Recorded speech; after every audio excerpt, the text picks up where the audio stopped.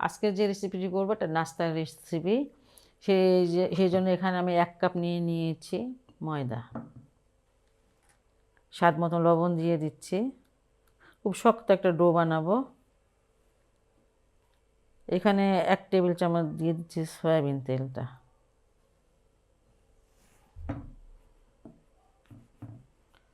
খুব ভালো করে একটু মিশিয়ে নেব তেলের সাথে আর ময়দার সাথে। ভালো করে মিশিয়ে নিয়েছি। এই যে দলা পেকে যায়, যাই হোক। আর এখানে পানি নিয়ে নিয়েছি, অল্প অল্প পানি দেব। এটা নর্মাল পানি। এটা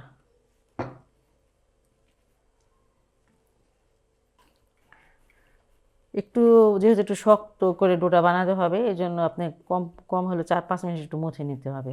এই একদম শক্ত একটা ডো, একটু তেল লাগিয়ে রেস্টে রেখে দিচ্ছি 10 মিনিটের জন্য। আর এই 10 মিনিটের আমি পুরটা বানিয়ে নেব। এখানে আমি 1 কাপ পেঁয়াজ নিয়ে নিয়েছি। পেঁয়াজটা দেখেন এই যে এইভাবে কেটে নিয়েছি।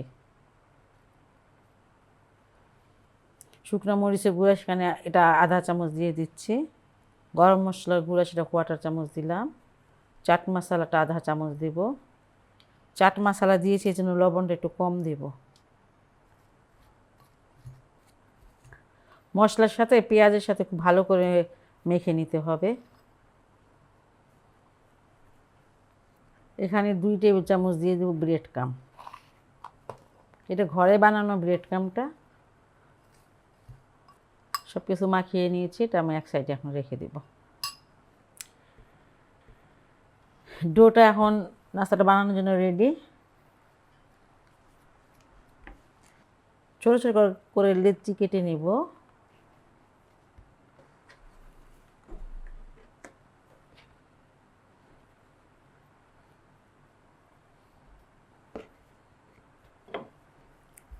যতটা পাতলা করা যায় আর কি।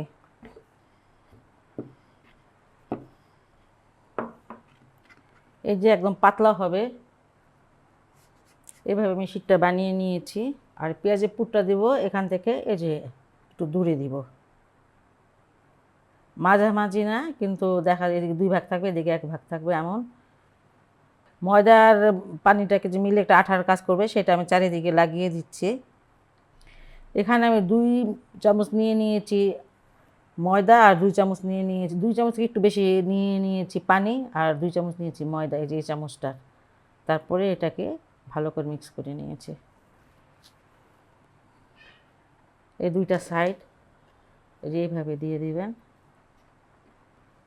আর এই যে এটাকে পেঁয়াজটা যেখানে দিয়েছেন সেটা ঢেকে দেন, এটা দিয়ে ঢেকে। তারপর খুব সহজ, এই যে হয়ে গেল। এমন করে সবগুলো বানিয়ে নিব। নাস্তাগুলো ভাজতে চলে আসলাম। ফ্রাই প্যানে কিছুটা তেল দিয়েছি।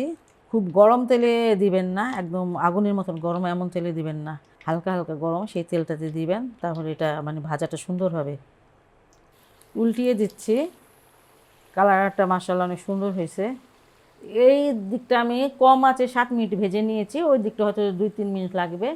একটু কম আঁচে ভাজতে হবে, কারণ এটা লেয়ার লেয়ার তো, না হলে পুরোটা ভাজা ভিতরে হবে না। আর পেঁয়াজ দিয়ে এমন একটা নাস্তা আপনারা না খেলে বুঝবেন না, অসাধারণ খেতে লাগে। হ্যাঁ, ময়দা যদি নাই থাকে বাসায় কোনো সমস্যা নাই, আপনারা কিন্তু এটা আটা দিয়েও করে নিতে পারেন, সেটাও ভালো লাগে, সেটাও আরও হেলদি। আর পেঁয়াজ তো সবার বাসায় থাকে, যাই হোক যা দিলাম সবার বাসায় থাকে। বিসমিল্লাহির রহমানির রহিম। আসসালামু আলাইকুম। জনাতার রান্নাঘর থেকে সবাইকে জানাচ্ছি শুভেচ্ছা। আশা করি সবাই ভালো আছেন। আজকে একটি রেসিপি করব, সেটা হচ্ছে পটেটো ফ্রাই। এখানে সেজন্য 3টা মানে আলু নিয়ে নিয়েছি, আর আলুগুলো ছিলে নিয়েছি। আর এটা ফ্রেঞ্চ ফ্রাইয়ের মতো নিয়ে মানে কাটবো।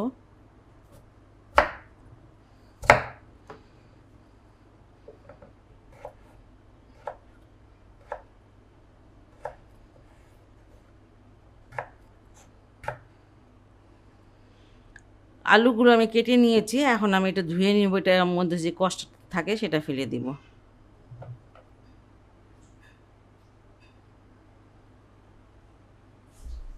আলুটাকে 3বার ধুয়ে নিয়েছি, আর এটা এখন কোনো কষ নেই। এখানে একটা ডিম দিয়ে দিব।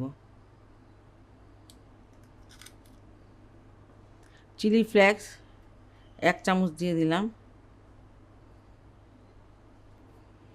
লবণটা একটু স্বাদ মতন দিয়ে দিব।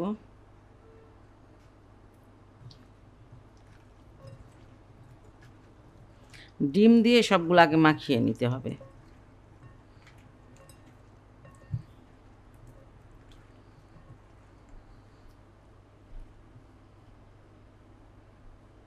এখানে এখানে ময়দা নিয়ে নিয়েছি আমি। ময়দাটা আপনি বুঝে দিবেন, ডিম অনেক সময় হয়তো বড় হয় ছোট হয়, সেই হিসাবে দিবেন যেন ডিম দিয়ে ময়দা দিয়ে সুন্দরভাবে এটা কোটিং হয়ে যায়।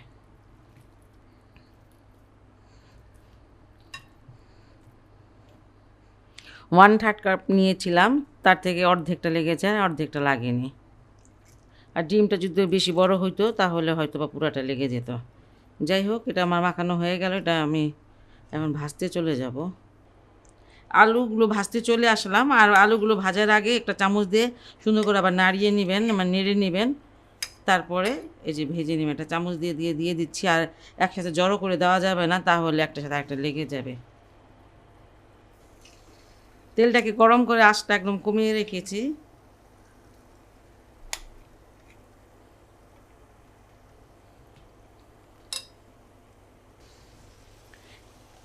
এগুলো উল্টে পাল্টে খুব ভালো করে ভেজে নিতে হবে।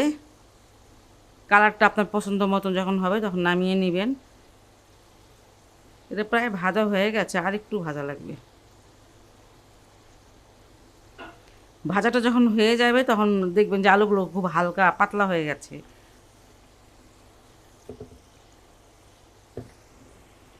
আলুগুলো আমার ভাজা হয়ে গেছে, একটা শব্দ আসতেছে একটু শনশনভাবে, যাতে মানে এটা ভাজা হয়ে গেছে বোঝা যায়। ক্রিস্পি হয়েছে এখন, কিন্তু এটা ক্রিস্পিটা খুব বেশিক্ষণ থাকবে না।